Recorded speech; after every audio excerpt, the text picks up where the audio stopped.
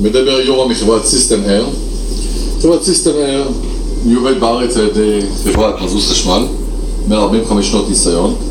אנחנו כרגע הולכים להדגים לכם את המנוע דגם סטייל 450 של טקנו סטייל, ויש כל מיני חברות שטוענות ששלי יותר חזק, שלי יותר חזק, ואחד נבדקים שנעשו הדו-מנועי של שעברב, ה-3500 מגיע ל-260, ה-TX4 של חברת אייבק מגיע ל-370, משום מה הם עשו את הבדיקה הזאת על TX6 החדש שלהם.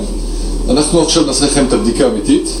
כמו שאתם רואים פה את השעון, זה השעון שאיתו נעשה הבדיקה.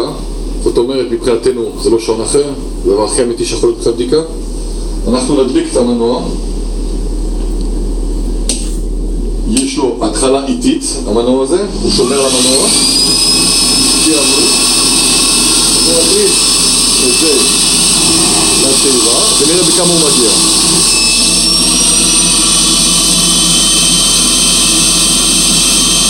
כמו שאתם רואים פה, הוא מגיע ל-420. 420, שזה אומר מבחינתנו שזו המערכת החזקה ביותר בעולם לשאיבה מרכזית, במיוחד שצריך להחזיר את הנשלפים. זה המוצר החזק ביותר כרגע בישראל.